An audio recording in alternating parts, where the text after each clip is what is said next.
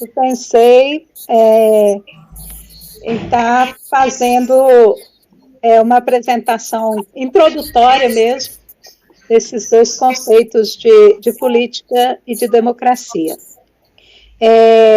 Para conversar sobre política, eu peguei Aristóteles.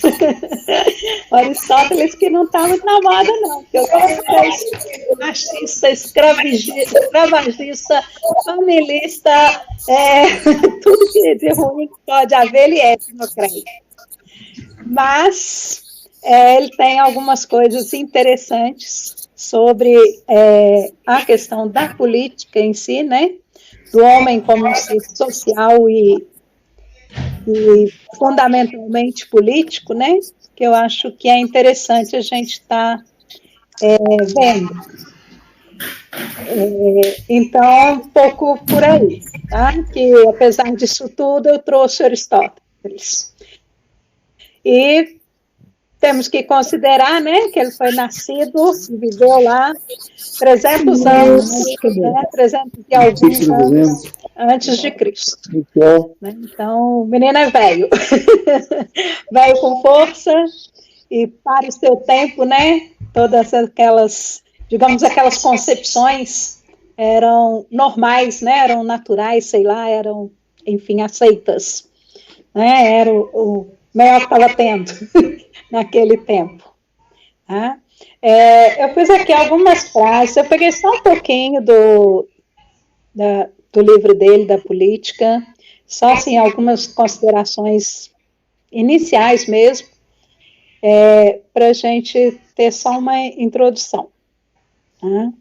E aí a primeira frase, digamos assim, que eu selecionei aqui, sabemos que toda cidade, essa é a primeira frase do livro dele, sabemos que toda cidade é uma espécie de associação e que toda associação se forma tendo por alvo algum bem, lucro ou benefício para os seus membros. Né? Então, a questão aí dele falando da cidade, né, do espaço onde as pessoas se encontram como uma espécie de associação, né, que visa o benefício, né, dos membros dessa associação, dos membros desse espaço, dos benditos dos cidadãos, no fim das contas, né? E aí ele fala também, né, é evidente que o homem é naturalmente um animal político, destinado a viver em sociedade. Essa questão, né, é uma coisa assim que até me chamou a atenção, porque relacionando com esses tempos em que a gente está aqui isolado e com esses tempos de bolsonarismo, em que a gente quer ficar isolado, eu pelo menos estou querendo, estou gostando de ficar isolado, porque tem gente que eu não quero ver, não quero conversar, né? Mas a questão é que sozinha já não vai a lugar nenhum, né? Então, realmente, é um pouco isso que ele está falando. A gente tem essa vocação intrínseca para viver em sociedade, né? A gente precisa uns dos outros e a gente não tem como, né, viver isoladamente. Mais tarde ele vai falar do homem que vive isolado, podendo viver junto dos seus, é um bruto, né? Na verdade, é um ser, um animal ignorante, um animal bruto mesmo, no final das contas. É um pouco isso que ele fala, né? E aí ele vai falar também da superioridade do homem pela questão da palavra. E aí ele fala assim, né, os bichos, os outros animais, eles têm voz, né, eles são capazes de expressar dor, né, de expressar contentamento, eles são capazes de se comunicar entre si, porém, eles não têm a capacidade de fazer o outro compreender que algo é útil ou prejudicial, que é justo ou injusto. Então, na verdade, o dom da palavra é uma espécie também de dom do discernimento. E para ele, o que distingue o homem, né, e que faz o homem ser um ser superior, é essa capacidade de discernimento. Discernimento. Credo, de repente a palavra fica difícil. Então, aqui, discernir o bem do mal, o justo do injusto, e daí para frente. É óbvio que isso é bem... Mas eu acho que faz sentido, né? Porque eu acho que o bem e o mal existem. Não sei se vocês concordam com isso, né? Mas como eu acho que a gente está vivendo sob o reino do mal, então eu acho que o bem e o mal existem sim. E que a gente tem essa possibilidade de escolher. Né? Claro que não são coisas distantes, né? Há muitas nuances entre esse bem e esse mal, entre esses extremos, digamos assim. Mas acho que de fato eles existem. Ok? Vocês querem comentar algumas dessas frases anteriores aí? Tem alguma questão que vocês acham interessante estar ressaltando? Alguém quer comentar alguma coisa? Não? Tudo bem? Tranquilo? Tranquilo. Então vamos lá. Bom, aí ele vem agora com uma coisa que é bem legal também, sabe? Assim, polêmica. Evidentemente, de novo, né, para ele as coisas são muito evidentes. O Estado está na ordem da natureza e antes do indivíduo. Porque se cada indivíduo isolado não se basta a si mesmo, assim também se dará com as partes em relação ao todo. E aí, na verdade, né, ele está falando da prevalência do Estado sobre o indivíduo, né, dos interesses coletivos sobre os interesses individuais, né, que também é uma coisa um pouco complicada para o nosso tempo, né, onde a liberdade individual ela tem um valor, né, muito grande, né, mas eu também, e também de novo é a minha convicção, né, eu coloquei aqui na tela, né, fazendo uma igualização aí da ideia de Estado. Barulhão. Fazendo uma igualização aí entre a ideia de Estado e coletividade, eu realmente acredito, né, que o Estado, né, a coletividade deve se sobrepor ao indivíduo. Né? E a gente tem aí agora, por exemplo, a questão da vacinação, né, em que algumas pessoas, em nome da sua liberdade individual, querem se recusar a se vacinar, né? E aí, assim, é esse conflito, né, entre o interesse da coletividade e o interesse individual, né, a liberdade do indivíduo contrariando, né, o interesse coletivo. E, nesse caso, inclusive, provocando danos, né, à coletividade. Então, eu interpretei um pouco nesse sentido. Tá? Não sei se também, conforme eu disse antes, é alguma coisa bastante polêmica, né? Não é uma coisa simples, não é uma coisa muito fácil de a gente estar afirmando. Mas ele está afirmando isso e de forma evidente. Tá? Terrível calamidade é injustiça. Peraí. Tá errado isso aqui, hein? Copiei errado. Não, é isso mesmo. Terrível calamidade é a injustiça, que tem armas na mão. Né? Então, na verdade, o conceito de justiça, né, do bem, né, da virtude, são coisas que ele trabalha, que ele vai dizer isso, né? Se o homem não tem essas virtudes, ele é o mais ímpio e o mais feroz de todos os seres vivos. Então, a injustiça, né, a maldade, chegar ao poder, ter o poder das armas, inclusive, né, e ter a autoridade para impor a sua vontade aos outros, né, ter o poder de impor a sua autoridade aos outros, seria a mais terrível das calamidades. Viu? Uhum. E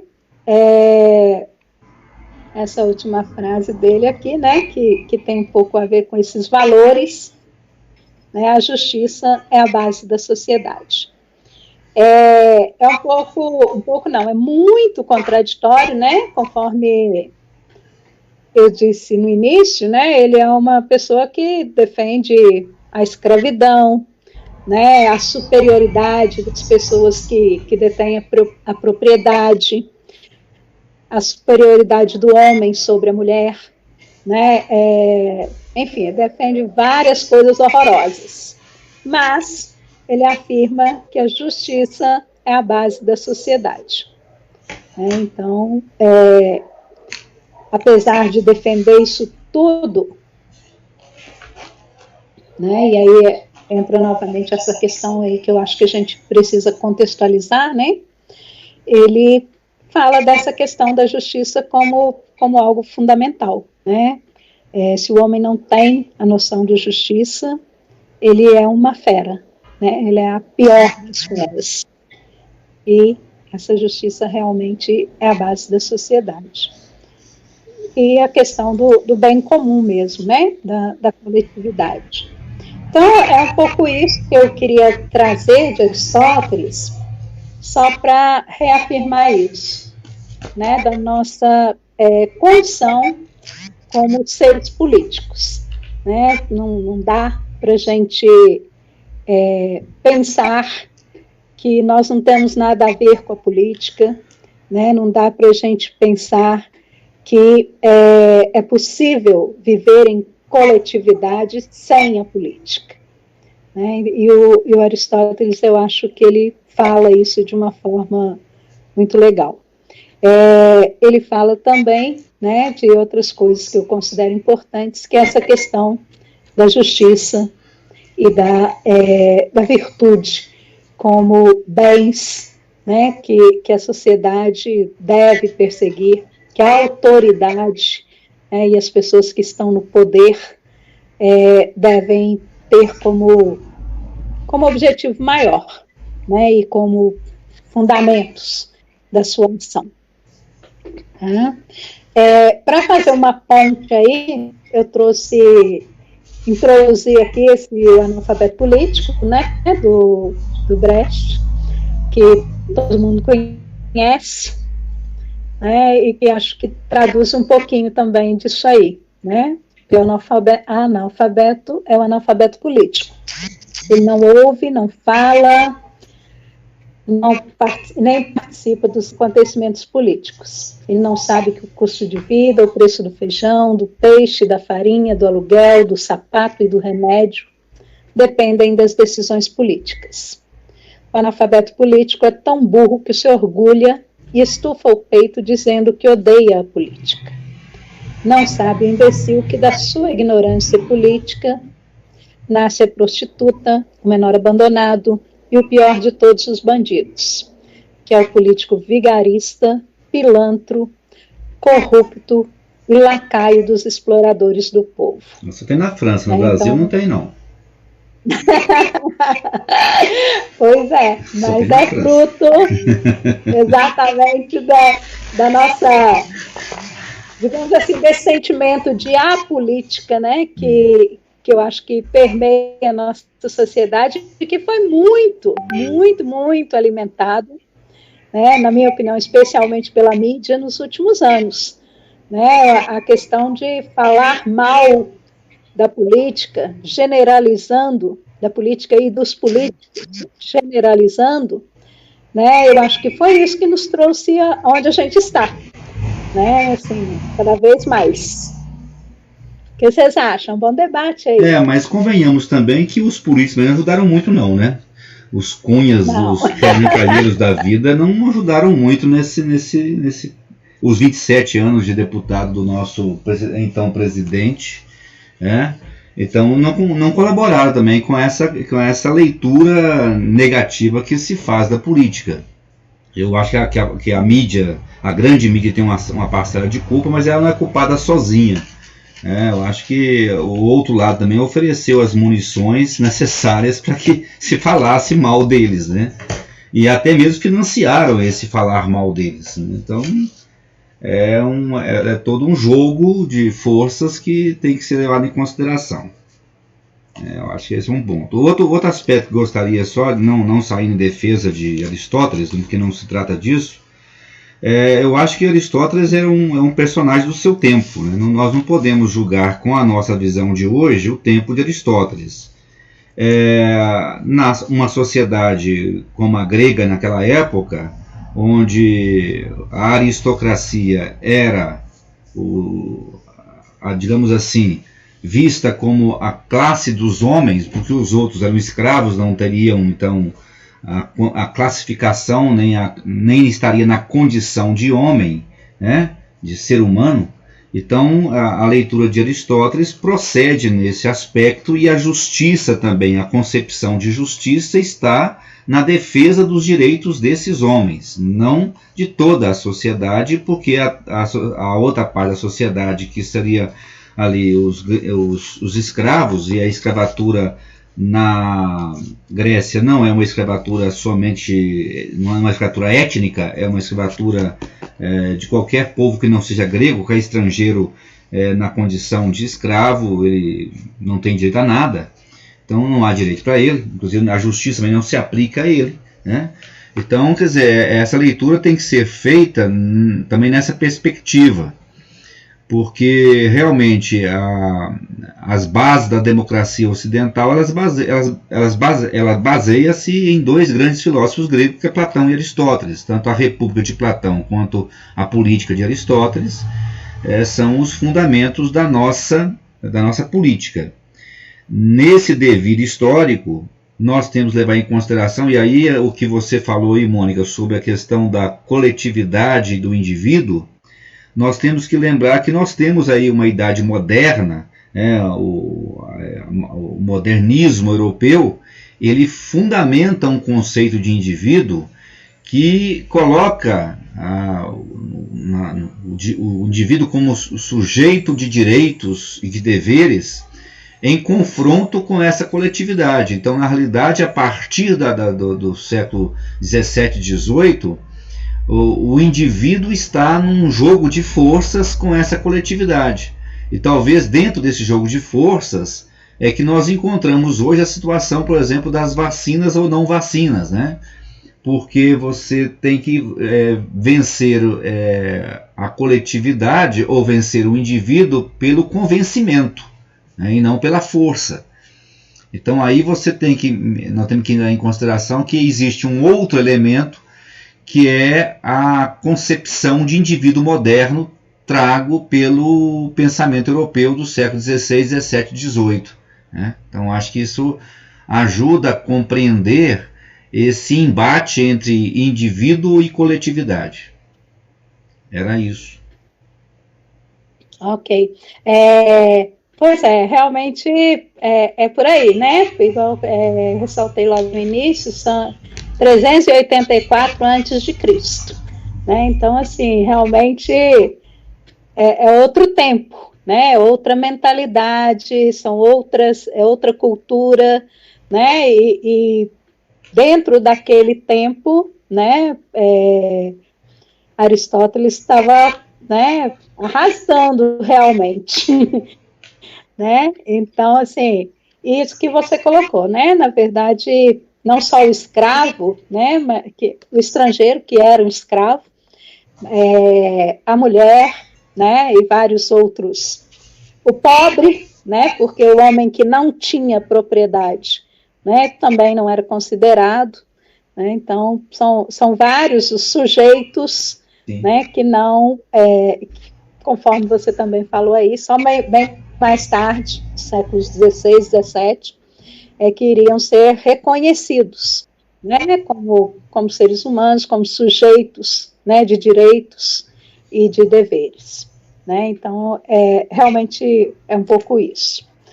Vamos tentar andar um pouco aí para frente. Bom, aí a gente vai para o conceito de democracia. O Luiz está querendo falar. Desculpa, não vi. Cadê você, Luiz? Fala aí. Está lá no chat. Eu estou no chat, eu queria fazer só um adendo rapidinho, Mônica. Boa noite para todo mundo. Boa noite. Pode falar, Luiz.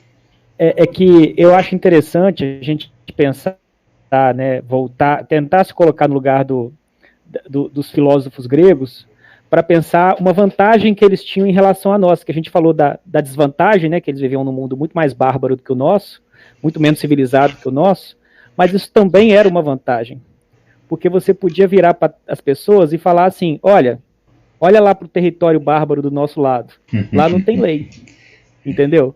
Então aqui você entende que a economia é uma construção coletiva, que você presta os serviços de médico para a população, enquanto o outro presta de padeiro, o outro presta de ferreiro, e etc. e tal, e as pessoas conseguiam compreender mais facilmente que a economia e uma sociedade era uma construção coletiva. Hoje não, hoje é muito fácil o discurso de direita, né, impregnar na população de que é cada um por si, e de que a pessoa é pobre por culpa só dela, entendeu? Porque as pessoas têm uma dificuldade enorme de compreender que nós somos uma construção coletiva, porque como tudo é coletivo, não existe mais um território bárbaro ali do lado para você falar assim, olha, vai lá para você ter que ser o seu próprio segurança, ser o seu próprio professor, ser o seu próprio médico, ser o seu próprio, entendeu? Tudo, vamos dizer assim. Como você não tem esse território para poder dar esse exemplo, as pessoas não conseguem compreender isso, né? Que a gente... o cara que está ali a 100 quilômetros da gente plantando tomate, o salário dele nos importa, porque a gente só come tomate graças a ele, né? E a pessoas iguais a ele.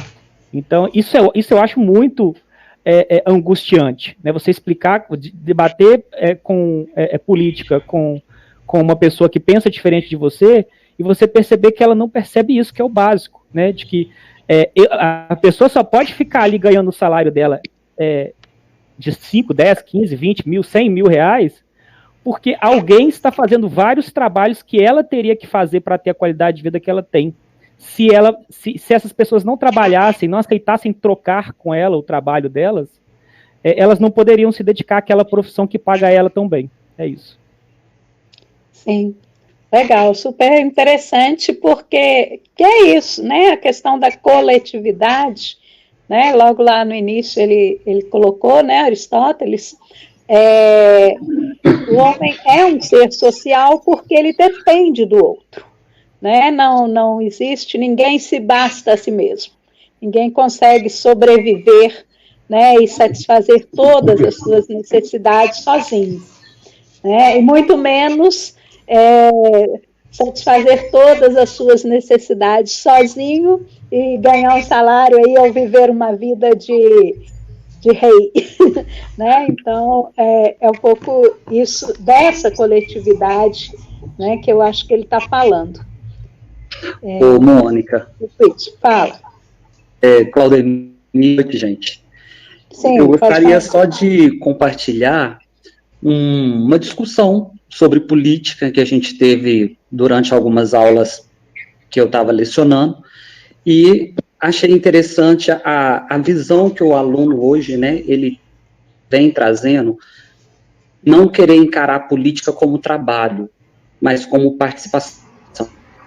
Então, é aquela discussão que a gente já vem fazendo na sociedade, né? Será que o político deve ser tão bem remunerado assim, ou ele tem que participar, né? apenas dar a sua contribuição.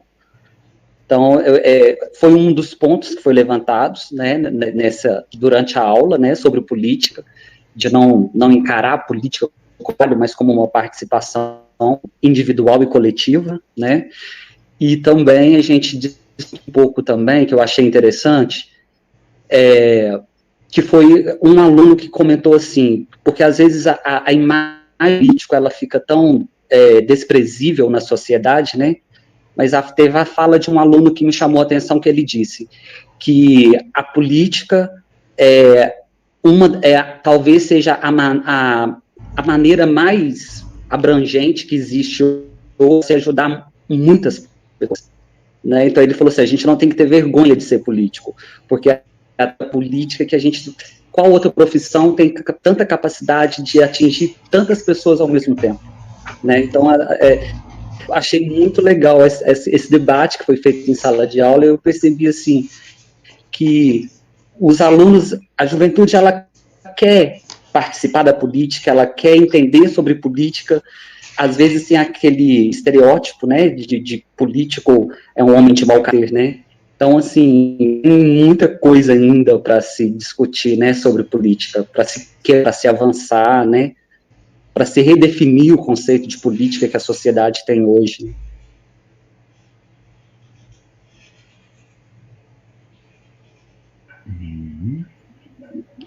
Com essa observação do Claudemir, me veio uma dúvida. No período de Aristóteles, por exemplo, os políticos tinham apenas o prestígio, né? Eles não tinham um salário que nem vereador tem. Pois era só o prestígio? Pois é, Cleiton, mas aí... Eles não tinham, porque eles não tinham salário, mas eles já eram os ricos, né? Porque é justamente a concepção diferente de política, porque na realidade só participava da política quem era aristocrático, quem era homem livre, e o homem livre, o homem bom livre para Aristóteles e para Platão é aquele que não precisa trabalhar para se manter. Ele tem escravos suficientes para se manter. Então ele tem o tempo livre para ir para a ágora, para discutir, para debater, para discutir a cidade. Esse é o político. Então ele tinha que gastar o seu tempo todo na argumentação, né? Porque a disputatio era a argumentação. Você tinha que convencer o outro, né, de que a sua posição é o melhor para nós, homens da sociedade. Então ele não tinha salário mesmo, ele não precisava de salário, né? Agora, a nossa realidade é outra. Eu até acho que a discussão sobre a questão do valor dos salários dos políticos é algo que precisa ser discutido no país, de maneira horizontal, não vertical somente, né? Não só de cima para baixo, né? Mas é uma discussão que tem que ser feita mais ampla, né? Ela tem que ser de maneira horizontal. Na verdade, né, essa questão do político, né, lá, a gente vai estar vendo aqui um pouquinho, daqui a pouco, a questão mesmo da democracia direta em Atenas, da ágora, dos cidadãos atenienses, etc. Essas questões todas aí que o Fonte já adiantou um pouquinho, mas é exatamente isso, né, as pessoas que se dedicavam à política, e esse é um problema, inclusive, essa ideia é uma questão para a gente hoje. Por quê? Porque o capitalismo, né, ele organiza as coisas de uma forma tal que as pessoas, né, os trabalhadores, o povo, o pobre, ele não tem tempo para se dedicar à política, né? Ele tem que se ocupar da sua sobrevivência, né, do bem-estar da sua família, da alimentação da sua família, e também por isso ele ignora a política, porque ele não tem tempo para discutir essas coisas, né? Essas coisas gastam tempo, paciência, reuniões, etc., e ele não tem tempo para isso, porque ele tem que se ocupar da sua sobrevivência, né, e da sobrevivência da sua família. Então, é um aspecto lá da Grécia que está acontecendo aqui hoje na nossa sociedade, né? Aqui também, né, só se ocupam da política as pessoas que, de alguma maneira, né, conseguem mais facilmente garantir, né, a sua sobrevivência, o seu bem-estar e da sua família. Tem muita gente que simplesmente não consegue. As pessoas mais pobres mesmo, né, elas chegam depois de um dia em que estão, né, de trabalho extremamente exaustivo, né, elas dificilmente vão se dispor a participar de uma reunião de 2, 3 horas para discutir política. Então, eu acho que é uma questão também interessante aí, que é uma relação que a gente pode estar fazendo. Tá? Mas, tem mais alguém aí? Ninguém está gravando, hein? Podia estar lá gravando essa conversa nossa. Acho eu estou gravando. Maravilha. Acho que estou, né? Eu coloquei para gravar, não sei se vai ficar. Você sabe como é que é? Tecnologia você põe para gravar, mas você não garante nada. Tá bom, legal. Bom, mas aí o conceito de democracia, né, a partir aí da etimologia mesmo da palavra, né, demos, povo, e kratos, poder. Eu, na verdade, acho isso profundamente revolucionário. A palavra democracia, apesar da gente ter, né, na nossa concepção e na concepção aí de muita gente, principalmente na esquerda, um certo preconceito em relação à questão da democracia, porque nós vivemos numa democracia burguesa, né? Mas a palavra democracia, para mim, ela é muito revolucionária mesmo e radical, né? Porque é o povo no poder, né? O que a palavra democracia diz é isso, povo no poder, né? E a gente, na escola, muitas vezes ouviu que é o poder do povo, mas não é o poder do povo, é o povo no poder, né? Pelo menos se a gente olhar no sentido mais literal. Então, acho que é interessante a gente pensar nisso. Dentro dessa questão da democracia, né, e tratando aí do Bobbio, né, que é um dos autores que eu fiquei de trazer para a gente estar discutindo isso, o Bobbio, no livro O Futuro da Democracia, ele vai falar que existiram e existem, né, na sociedade, ao longo do tempo, 3 tipos de democracia, né? A democracia direta, a democracia representativa e a democracia semidireta ou participativa, que ele denomina. A primeira delas, né, a democracia direta, o exemplo histórico que a gente tem é esse que a gente acabou de conversar um pouquinho sobre ele, na Grécia, né, especialmente em Atenas, onde havia a ágora, né, que é aquele espaço onde os cidadãos se reuniam para discutir as questões coletivas, as questões pertinentes, né, à coletividade, ao bem daqueles cidadãos. Que é um negócio, né, super legal, a ideia é muito interessante, porém, com essas ressalvas que a gente também já tocou, né? Quem era cidadão na Grécia? Né? O Bobbio, ele lembra, inclusive, né, mais tarde um pouquinho, ele vai falar que a democracia direta mesmo, com o poder do povo e de todo o povo, ela nunca aconteceu. Ela... Tá legal aí? Deu uma mensagem esquisita aqui, vocês estão me ouvindo? Estou ouvindo, normal. Ela nunca aconteceu de verdade, porque em todos os lugares, hoje, por exemplo, né, mesmo que você tenha a participação mais ampliada possível, essa participação vai excluir, por exemplo, as crianças. Né? Os menores de 16 anos, no nosso caso, né? Independente de qualquer coisa, eles não participam, né? Eles não têm direito a voto, eles não têm direito de se candidatar, eles não têm essa participação cidadã plena. Né? Então, mesmo na democracia atual, né, nos tempos de hoje, a gente não teria condição, né, de fazer uma democracia em que todos realmente fossem incluídos, por causa dessa questão aí das crianças, por exemplo. Bom, mas aí na Grécia, então, né, as mulheres, os escravos, os estrangeiros, os pobres ou não proprietários, né, eram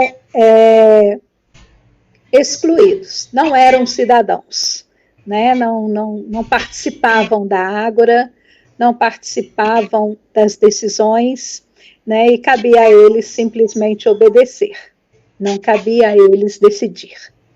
Né? Então, apesar de ser modelo para o mundo, né, para toda a humanidade, em todos, né, até hoje, a Grécia, né, a democracia direta que aconteceu na Grécia, ela tinha essas fragilidades, né, e a gente tem que se lembrar disso.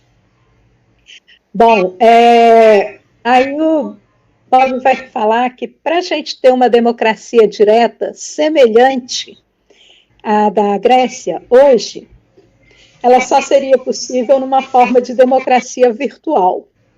Ou ele mais tarde usa, vou trazer aqui, o conceito de computadorcracia, que é uma democracia pelo computador.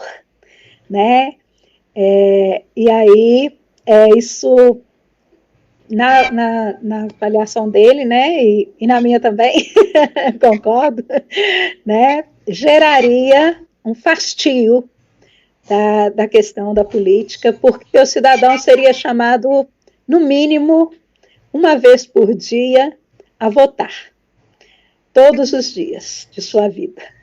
Pelo menos uma vez por dia ele ia ser chamado a votar sobre um determinado assunto. Né? E aí ele coloca, então, os empecilhos. O primeiro dele, o tamanho e a complexificação das sociedades. Então, nas nossas sociedades atuais, né, não é possível fazer, como se fazia na Grécia, uma assembleia, né, com a participação, principalmente porque, no nosso caso hoje, nós teríamos que incluir, né, as mulheres, os pobres, os estrangeiros, né? Então, a gente não teria como estar reunindo todas essas pessoas numa praça para discutir todas as questões políticas, né? Todas as questões referentes ao bem-estar coletivo que precisam ser discutidas numa cidade, num estado, num país. E ele fala ainda da questão dos aspectos técnicos, né, de muitas decisões. Então, a maioria dos cidadãos não tem o conhecimento técnico necessário para subsidiar algumas decisões, porque as decisões têm o seu caráter político, mas têm também, muitas vezes, né, aspectos técnicos que precisam ser considerados. E aí ele faz, inclusive, a questão, um pouco o contraponto aí com a tecnocracia, né? Muitas vezes, algumas questões, né, decisões políticas são tomadas e legitimadas com esse argumento técnico, que, né, muitas vezes se presta a esse papel de legitimar decisões que, na verdade, são políticas, né? Mas tem essa questão, né? Tem um aspecto técnico também das decisões que não estaria ao alcance, né, digamos assim, de todos os cidadãos. O que vocês acham aí? Tem algumas coisas interessantes aí para a gente comentar também. Tem alguém que quer comentar? Eu me inscrevo. Então fala. Pode falar. Não, é só que eu já tive vontade, Mônica, desse negócio de computadorcracia que você falou que concordou, e eu também. Eu já tive vontade de entrar naquela plataforma de curso, a Udemy e a Alura, que ensinam a gente a fazer programação e montar aplicativo, né, e tal. Eu já tive uma vontade enorme de aprender, é falta de tempo mesmo, para poder aprender a escrever um programinha de um software que funcionasse para a gente mesmo, assim, né, a gente criasse um grupo político e a gente nomeasse uma executiva ou mesmo um diretório, né, e falasse assim, olha, quando eu não estiver presente, fulano de tal vota por mim. Se esse fulano também não estiver presente, o ciclano vota por nós, entendeu? Mas a qualquer momento, uma discussão que eu queira participar, que eu tenha mais entendimento, que seja mais a minha área, que eu entrar para poder participar, é como se eu estivesse retirando o peso, né? Vamos supor que eu te elejo, ou elejo o Fonte para poder ser o meu representante quando eu não estiver. Aí tem um assunto que eu entendo mais, ou que me apetece mais, eu falo, não, eu quero votar. Aí eu entro para participar e imediatamente o voto de vocês perde um ponto, entendeu, de peso. E eu participar. E eu acho que, porque a nossa democracia não é assim até hoje, é só falta de boa vontade mesmo. Porque eu não fiz esse aplicativo ainda porque eu não tenho esse conhecimento, mas eu tenho certeza que alguém já tem conhecimento para poder fazer um aplicativo desse e propor um aplicativo desse. E outra, se a gente confia nos bancos para poder a gente colocar o nosso cartãozinho de chip lá, digitar a nossa senha e pegar nosso dinheiro, por que não a gente ter um hardware, né, igual um mouse, um lugar onde a gente enfia o cartãozinho com chip também na nossa casa e digita a nossa senha e dá o nosso voto? Entendeu? Então era uma coisa que já era para estar acessível para todos. Se a gente já faz transação pelo celular, nem precisa de cartão com chip, você já faz transação pelo seu celular, entendeu? Do seu banco, seu internet banking, por que não ter um aplicativo desse até hoje para a gente fazer? É falta de vontade mesmo dos políticos de propor, é falta da gente eleger alguém que tenha a cara e a coragem de mandar fazer esse aplicativo e jogar ele na mesa para todo mundo aprovar se quer ou não usar. Sim. Interessante.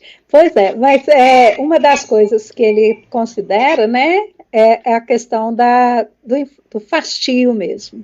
Porque, assim, essa história do cidadão ser chamado a votar praticamente todos os dias, né? E aí ele vai falar depois, um pouquinho mais na frente aí, da questão do excesso de participação, né? Houve uma crença inicial de que a democracia, quanto mais o cidadão participasse, mais ele se educaria para a participação, mais ele gostaria de participar.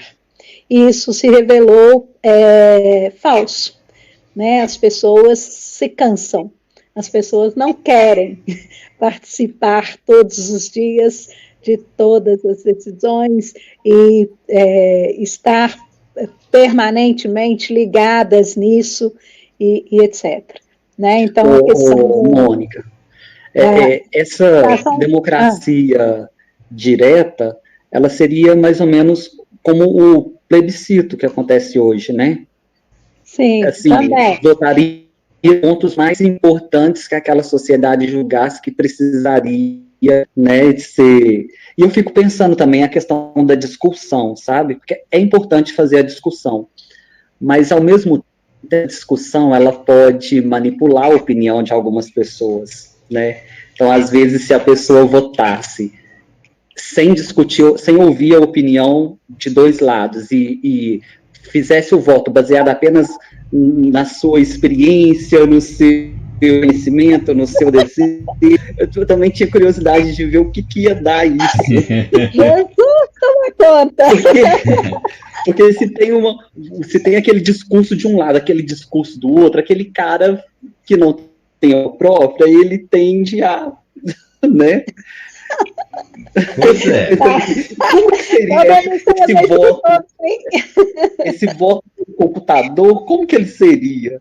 Haveria um debate, não haveria um debate, a pessoa chegava lá, clicava, votava. Como que seria isso?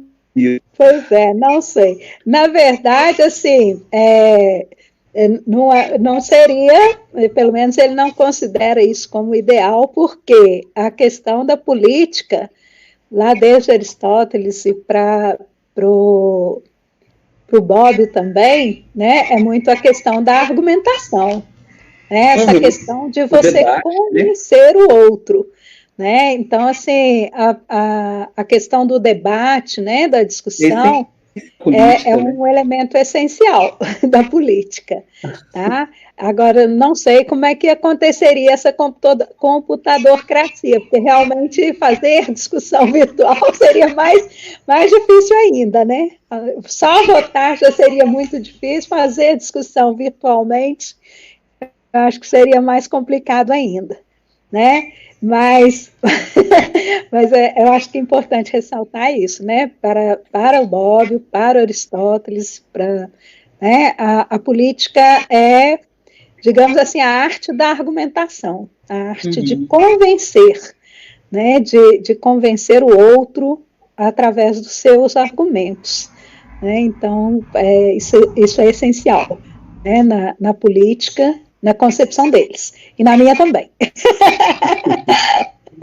Apesar de que não é fácil, e realmente, né, infelizmente, a gente não tem uma educação que dê às pessoas condições de discutirem, digamos assim, em pé de igualdade, né, sem serem realmente manipuladas, enganadas, né? Estão aí as tais das fake news, né? Que estão mais do que nunca fazendo parte do debate político, né? Na nossa sociedade. Então, assim, são as distorções, né? Mas sem debate, eu acho que não é democrático, não. Por isso que eu regalei a boca e os olhos quando você falou. Não, eu sei que é necessário o debate, mas ao mesmo tempo eu fico assim, e se não houver o debate, a pessoa for por aquilo que ela, no impulso? Socorro. Não sei. Isso, né? não sei, porque os menininhos lá, os como é que fala? Como é que chama, gente? Os autores lá, os clássicos, né? Falava assim que lá o Hobbes, o homem é o lobo do homem, entendeu? Se não tiver essa argumentação aí de parte a parte, esse convencimento, né, vai ser muito, sei lá, cada um fazendo a coisa por um lado, e acho que a gente nunca vai construir um consenso, né, alguma coisa que realmente atenda, né, a coletividade, ou pelo menos a maioria das pessoas, etc. Alguém mais? Ô, Claudemir, você já viu como é que funciona o debate de um projeto de lei na Câmara? Aquele negócio de emenda substitutiva, emenda aglutinativa, projeto substitutivo, você já viu alguma coisa nesse sentido ou não? Não. Porque quando você propõe um projeto de lei, aí você escreve, né? Vamos supor, você, Claudemir, pensou numa ideia aí para Itaúna. Itaúna podia ter essa lei. Aí você vai lá, escreve a lei e propõe. Aí as pessoas elas podem ler o seu texto e concordar com ele integralmente e falar, concordo com o Claudemir, estou a favor dele aqui. E tem uma pessoa que pode ler seu texto e falar assim, concordo com tudo, só acho que tem que tirar essa parte e essa parte. Então, ele vai fazer ele vai falar assim, olha, eu concordo integralmente, só que eu faço esses dois destaques, entendeu? Nesse texto, porque eu não acho que essas partes deveriam ter, eu queria que fosse excluído. E pode acontecer o contrário. Eu concordo com isso e quero fazer um adendo. Aí você vai lá e concorda com o texto e fala, eu quero fazer esse e esse adendo. E aí esses adendos, né, esses destaques, eles vão sendo votados em separado, entendeu? E eu acho que esse aplicativo, ele supriria essas duas demandas que vocês dois acabaram de colocar. A primeira da pessoa que se cansa da política, e aí ela ou pode não delegar para ninguém que vote por ela, né, alguém que ela veja que tem mais conhecimento e tal, ou o contrário, se ela não quer participar, ela não entrega o poder para ninguém, porque eu acho que é melhor até isso, sabe? A pessoa não quer participar, ela não entrega o poder para ninguém. Porque é melhor não entregar para ninguém do que entregar para um Carlos Bolsonaro ali no Oba-Oba, entendeu? Oba, vou entregar para esse cara aqui, entendeu? Não é? Eu também concordo. E a segunda coisa seria que ela estruturaria melhor o debate. Então, por exemplo, alguém chegou com um argumento, né? Ah, mas eu sou contra essa lei por causa disso. Aí você pode chegar dentro desse aplicativo, marcar esse argumento, entendeu? E aí a pessoa, quando vê esse argumento, ela já posiciona o mouse, alguma coisa em cima, e fala assim, tem um contra-argumento para isso, você quer ler? Entendeu? Aí você clica e fala, deixa eu ver se esse argumento é bom mesmo, deixa eu ver o contra-argumento contra ele, se é suficiente para me fazer, entendeu? Desacreditar. E uma pessoa bem disposta, vamos dizer assim, ela consegue estruturar isso. Isso já acontece no parlamento brasileiro, só que só quem pode participar são os parlamentares, entendeu? E você poderia organizar isso, estruturar isso dentro de um aplicativo para colocar todo mundo no jogo.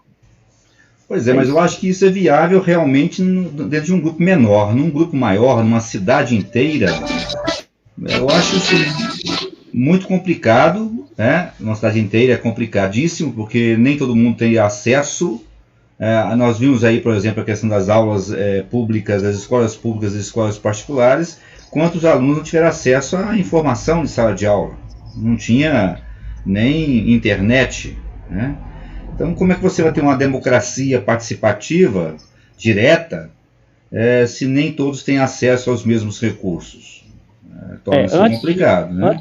Antes de estabelecer, como é que fala, um smartphone como direito universal e internet banda larga como direito universal, não tem como se falar disso. Realmente. Está coberto de razão. Senão vira uma utopia também, né, gente? Pensar utopia não dá, né? Nesse sentido, não... na verdade, é isso que, né, essa questão do tamanho das sociedades e do acesso, né, que é esse ponto que o Bob não colocou, mas que o Fonte está colocando e que é muito interessante, porque realmente, né, uma computadorcracia, talvez lá na Itália, que é a terra do Bob, pudesse ser possível, mas aqui no Brasil, por exemplo, não é, porque muitas pessoas estariam excluídas. Nesse sentido, eu concordo que a democracia participativa direta ela é muito complicada de ser aplicada na atual situação que vivemos. Eu acho que nós temos alguns elementos dela, alguns momentos que precisa participação direta. No caso dos plebiscitos nossos, né? Eu acho que a participação, inclusive, por exemplo, das consultas públicas, eu acho que tem que ter maior participação da sociedade, né? E até talvez maior divulgação do que já está existindo em termos de consulta pública, né? Se nós não conseguimos nem efetivar tais consultas públicas de maneira que tenham a representatividade significativa da população, eu acho difícil você aplicar algo nesse sentido. Pois não? Legal. Faz sua pergunta aí, Luiz. Ô Fonte, quando eu falo desse aplicativo, dessa proposta de democracia semidireta, né, porque seria uma democracia semidireta, você participa diretamente ou não, né, ou você delega ou você nem delega. Você participa quando quiser e quando não quiser. Eu queria te fazer a seguinte pergunta. Você acha que se a gente tivesse esse aplicativo funcionando, com o direito universal ao smartphone, à internet, vamos pensar e tal, eu não acho que seria tão utópico, porque eu acho que isso já está um tanto alcançável por boa parte da população, seria só complementar com o orçamento público para os que não podem. Mas você acha que a gente teria porque eu concordo com você que se 93 mil tivesse 93 mil pessoas participando, né, que é a população de Itaúna, realmente ia ficar bem complexo, né, você ouvir todos os argumentos e tudo que as pessoas têm para falar. Agora, se não fosse, né, se tivesse isso funcionando, você acha que a gente ia ter 93 mil pessoas participando? Eu acho que pelo público que a gente tem aqui hoje, dentro dessa reunião nossa, para você ver, né? Eu acho que a gente teria, se muito, mas muito, 200 pessoas participando. Pois é, mas mesmo assim, eu acho que também depende muito do que está votando, porque são áreas de interesse, né? Você vai por áreas de interesse. Em alguns aspectos, por exemplo, se for falar da educação, vai participar professores, pedagogos e um ou outro aluno, um gato pingado aqui, um gato pingado ali. Porque, por ser área de interesse, entendeu? Por isso que é muito relativo isso. E aí eu acho que assim, não é eu acho que isso não garante que a decisão a ser tomada ela vai ser melhor, mais democrática ou não, né? Porque os dados também podem ser, de certa maneira, filtrados e manipulados, né? Então nós temos aí problemas mais graves que advêm. É igualzinho o caso da política da desinformação, das fake news de hoje, né? Nós temos mais política de desinformação do que nós imaginávamos que teríamos, né? E nós não sabemos nem lidar com isso ainda. Então, por exemplo, é uma questão educacional, tá vendo? Eu acho que a coisa é muito mais grave. Porque não é qualquer participação, é a participação que garanta uma maior efetividade de uma vida democrática. Sim, a participação qualitativa. Qualitativa, né? E não quantitativa, simplesmente. Né? Sim, e eu advogo que eu acho que nesse sistema a gente teria uma participação mais qualitativa. Porque é o que você acabou de falar. Se fosse uma pauta da educação, os professores e alguns alunos gato-pingado participariam. Mesmo os professores seriam meio gato-pingado também, eu acho, sabe? No universo de 600 professores de Itaúna, eu não acho que a gente teria nem 200. Mas a questão também, aí tem um detalhe importante, né? A participação de professor não quer dizer que a educação vai melhorar, não. Tá? Que nós temos muita cabeça de barco por aí. Na verdade, gente, eu acho que essa questão, assim, essa questão da diversidade mesmo, né, da complexidade das nossas sociedades atuais, né, e só seria democrático se realmente toda essa complexidade, toda essa diversidade pudesse ser contemplada, né, então, assim, eu acho que essa participação restrita aí, Luiz, para mim é um problema grave, né, eu acho que as pessoas tem que ter a possibilidade e a consciência, digamos assim, né, de participar, porque é a vida delas, né, e é um pouco o que a gente estava falando do analfabetismo político aí, né, as coisas que estão sendo decididas são a nossa vida que está sendo decidida, e poucas pessoas vão decidir isso, né, então seria uma contradição com a própria palavra, né? A democracia né, pela palavra, o poder do povo, o poder de todos, né, da maioria. E aí não seria a maioria, né, nesse esquema seria meio caminho, porque é o que você falou, é a possibilidade, é você dar a possibilidade e as pessoas exercerem essa possibilidade de maneira com qualidade, né? Aliás, seriam 3 coisas, né? Possibilidade, aí a pessoa exercer, e a terceira coisa é exercer com qualidade, compreendendo mesmo o que está acontecendo. E esse sistema ele já criaria pelo menos a possibilidade, seria pelo menos 1/3 do caminho andado. A pessoa, a qualquer momento, qualquer votação da Câmara de Itaúna, por exemplo, poder ir lá e se posicionar. Agora, se ela vai usar a possibilidade e se ela vai usar com qualidade, aí já seriam os outros 2/3 pelos quais a gente teria que percorrer. Sim. E além disso, não deixar de ter visão de que, e o cuidado de que esse sistema informatizado não possa se transformar também em mais um fator de exclusão. Porque senão você acaba que quem não participou, porque não pode participar de outra forma. Aí você vai fazer o quê? Você vai excluir as pessoas que não têm acesso àquele sistema de informatizado. Então, veja que a coisa, eu estou colocando aqui mais elementos complicadores, né? Porque para desenvolver um sistema tem que pensar em todas as possibilidades, né? Sim. Então... Sim, é complexo. Complexo, não é fácil não. Quem jogar água na sua fogueira não, viu, Luiz? Mas... Não, eu acho ótimo, eu acho riquíssimo essa discussão. Inclusive esse ponto da pessoa ter acesso, né, conseguir mexer no sistema informatizado e tal, foi um argumento que utilizaram contra a urna eletrônica quando ela veio, né? Sim. Não, vamos deixar tudo no papel, não vamos fazer urna eletrônica não. E hoje a gente já fala o contrário, né? A grande maioria já percebe que é possível você né, com uma certa, vamos dizer assim, facilidade, você explicar para as pessoas como que funciona a urna. Então, seria etapas que a gente vai, né, pulando aí no nosso desenvolvimento. Eu até acho que as urnas eletrônicas poderiam ser utilizadas para outras consultas populares. Eu acho que precisava desenvolver mais esse sistema, entendeu? Não só para a eleição de deputados ou de cargos políticos, mas para decisões que precisam ser tomadas de consultas populares poderiam ser utilizadas pela urna eletrônica, por que não?